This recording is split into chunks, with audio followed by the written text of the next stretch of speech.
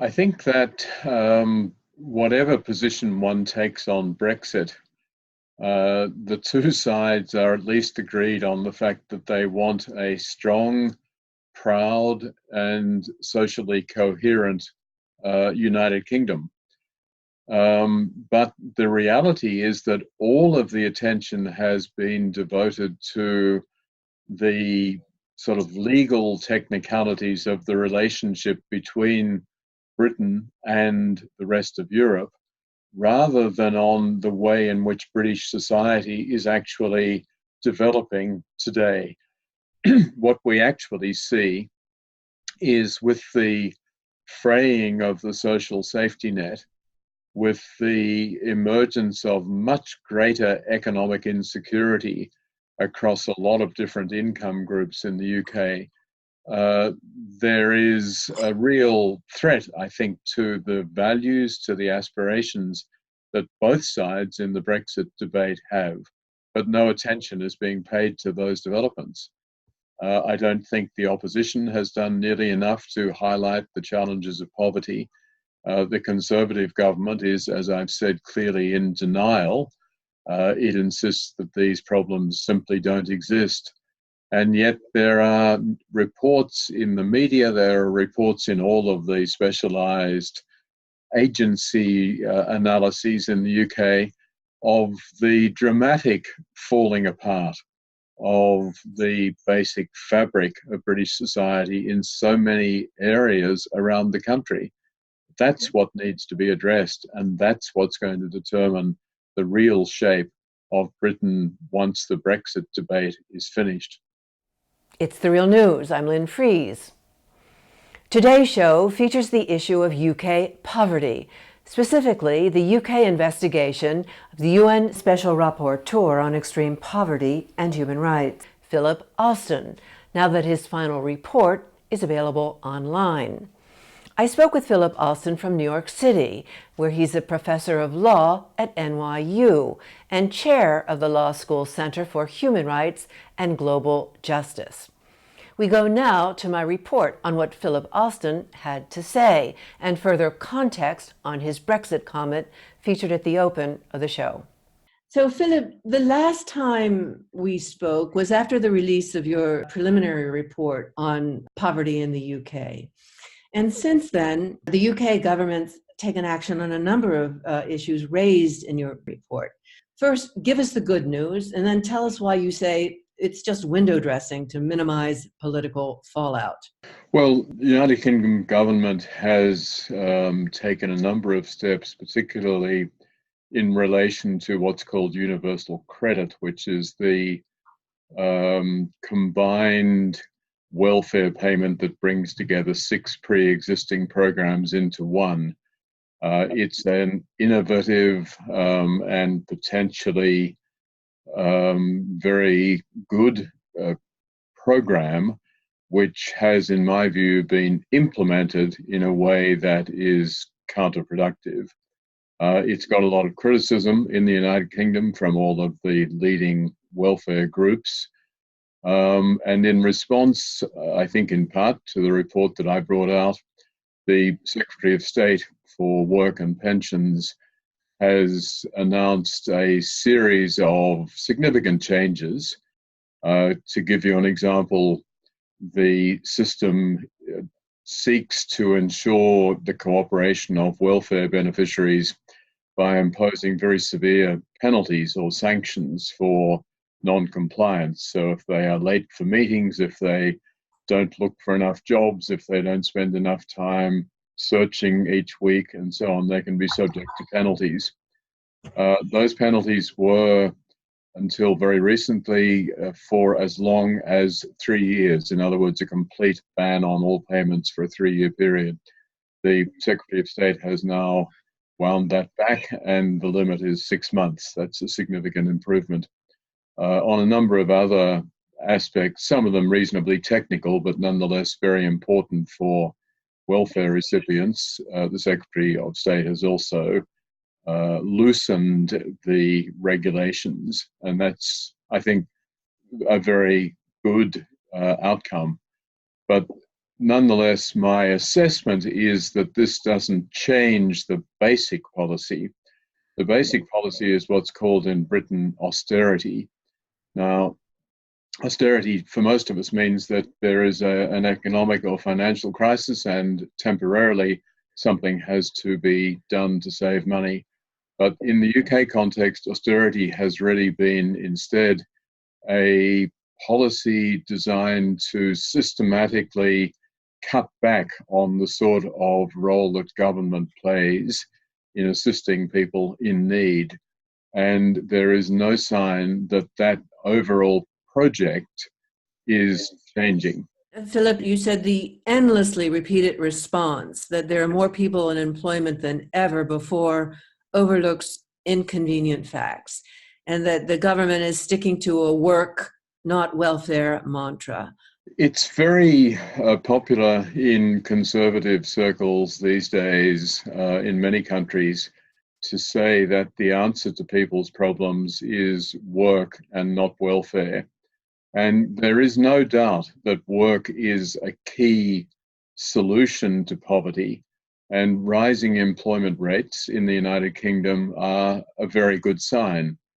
The difficulty is that the UK has actually achieved close to full employment. There's no real prospect that the rates will go up from here.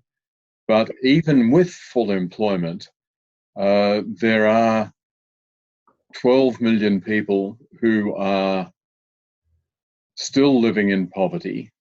There are still 1.5 to 2 million people living in what is officially designated as destitution. There is widespread homelessness. There is very extensive use of food banks. All of the social indicators are in very bad shape. And so the question is, if employment is the only solution and there's nothing more that can be gained through that, why is it that so many people are still living in poverty? And the answer is, first of all, that a lot of the people, of course, are either too old or otherwise unable to work. Children are particularly affected. 1/3 of all children at a minimum in the UK live in poverty. And then you've got the problem of in-work poverty. In other words, people who are working, very often full-time, but not able to earn enough money to live on. And so there remains, as there is in every society, a need for a significant social safety net where the government will really provide the necessary short-term assistance and, if necessary, long-term for those who simply can't make it on their own and for whom employment is not the only answer. You've said that the government's austerity program has badly damaged the social safety net, and you compared the country's welfare overhauls to a version of a Victorian workhouse. The analogy that I make in the report is to a Dickensian vision of a workhouse. If you go back historically, the characteristics of that workhouse were that the conditions were such that no one really wanted to go into a workhouse unless they were absolutely desperate and had no other alternative. I think that's the way in which the UK welfare system is being shaped these days. The penalties that were imposed in the workhouses were draconian. Again, that has echoes of the penalties that are relied upon heavily today. And the rewards for being in the workhouse were also absolutely minimal. In addition, there was the requirement of long days of work, often in make-work jobs, the classic crushing stones for the sake of it. And again, in the UK system, you've got this 35 hours a week of job searching, which needs to be demonstrated by anyone who's receiving these benefits. And that's fine. It's a reasonable system if you're looking at the first 10, 12, whatever weeks. But if someone is forced to continue putting in 35 hours every week when nothing has been happening for the preceding 12 weeks, it begins to look like crushing stones rather than looking for creative solutions. Why is it that this person isn't able to find employment, and what can we do more constructively apart from the more or less punitive insistence that they demonstrate that they've spent 35 hours searching computer databases, walking around, looking for potential employment. You made a Twitter comment that rather than addressing the substance, the UK government has sought to distract from the troubling findings of this report by misrepresenting the process behind it. What do you mean by that? Well, the UK government has pointed to the fact that my visit took only 11 days. It's actually 12 and not 11. And the implication is that I arrived in the UK knowing absolutely nothing. And at the end of 12 days, I was in a position to write a detailed report. That, of course, is a complete misrepresentation. Any international visit of this sort, whether it's by the International Monetary Fund or the World Bank or a special rapporteur, is built upon a huge amount of prior research. In my case, my staff and I conducted hundreds of interviews with experts in the United Kingdom. We collected over 300 submissions, detailed, all of which are available online, from different think tanks and other interested parties. And when we were in the UK, we made a huge effort to travel throughout the country, speaking with people. So the report is very thoroughly grounded in detailed research. But I think the other point, which really troubles me in the UK government's response, they have said that my report is barely believable. In other words, the statistics that I offer are so shocking that who could possibly believe them? And they don't. But it's not me. My report is based very heavily upon all of the most respected think tanks and government agencies working in the United Kingdom, whether it's the National Audit Office, whether it's the various government statistics agencies, whether it's the Trussell Trust, the Roundtree Foundation, the Institute for Fiscal Studies. All of these groups are putting out reports on a very regular basis, documenting exactly what I've drawn attention to. So to dismiss all of this as barely believable is a real failure to engage with the substance of a major problem that is confronting the United Kingdom. I've seen reports by the Head Teachers Union where they're saying that schools have become an unofficial fourth emergency service for vulnerable families hit by austerity, and that the National Health Service is left to pick up the pieces as social safety nets fail. This according to a report by UK health professionals. One of the interesting things about conservative policies which insist that welfare must be cut is the assumption that either people will suddenly no longer need the assistance magically. They'll say, oh, well, the gig is up, I guess I better go out and work.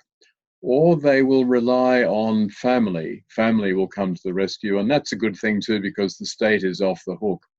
But the reality is that the collapse goes ahead. It's just that the established state agencies which are best placed to provide assistance are no longer there. And so what happens, and this is not only in the UK, but it certainly is in the UK, is that the burden suddenly falls on other agencies that are not at all well equipped. And they include, for example, the police. The police are picking up a lot of the really serious problems that should be being dealt with by council, social protection workers and others. Teachers at schools are being called upon to provide emergency food and clothing and other forms of assistance. And of course, the hospitals, the NHS, then has to bear a lot of the burden as well, because people who might have been otherwise getting preventive care through local councils or other sources are not getting that. And so their condition gets so bad that they have to go to an emergency room. So these welfare needs don't magically disappear. They simply pop up in other places where they are much more expensive to address and where the expertise is not what it should be in order to do that in the best way. I was just reading 2/3 of councils say they can't comply with the new homelessness law. They just don't have the money to implement it. Yes, councils have been devastated, and most of them, particularly in England, because in the other areas, local governments have made an effort to preserve funding. But in England, councils have had cuts of up to 50%. And that means that they are barely able to fulfill what are called their statutory obligations. And statutory obligations mean that they have to help children who are being abused or elderly people who are at grave risk or whatever. But anything beyond that has suddenly become optional and in most cases is no longer able to be provided. In the press release for your final report, said that in response to this social calamity, the UK government has doubled down on its policies, and it's hard to imagine a recipe better designed to exacerbate inequality and poverty and to undermine the life prospects of many millions. If you have 1/3 of the children of your population already living in poverty, and if the predictions are that that percentage is going to increase fairly significantly in the years ahead, then just from an economic perspective, the sort of workforce that you're preparing is going to be substandard. These children are not getting the nutrition they need, they're not getting the childcare, they're not getting the education. They are living a life which is normal for those in poverty. In other words, constantly on the edge, constantly deprived in one way or another, and barely able to concentrate in school and pursue the opportunities that are supposedly provided for them. You've reported on poverty in 2 of the wealthiest countries in the world, the US and the UK. And I'd like to ask you to comment on read-throughs you see between these 2 investigations. What is striking for me in my job as UN Special Rapporteur on extreme poverty and human rights is that in a great many of the countries I visit, the response is, look, we're all in favor of trying to help everyone in our society, but we simply don't have any money. We just can't afford it. But in the US and the UK, the economies are thriving. Huge tax cuts have been able to be afforded for the wealthy in both countries. And the result is that you've got a very deliberate decision not to try to respond to the deep suffering, to the tens of millions of people living in poverty in those countries, and instead to make the rich richer and assume that that growing inequality will somehow make life better in the country, when the reality is that it will make life better for the top 5% and certainly for the top 1%, but it's doing nothing for the rest. We've been listening to Philip Alston, UN Special Rapporteur on Extreme Poverty and Human Rights. Many thanks to Philip Alston, and thank you for joining us on the Real News Network.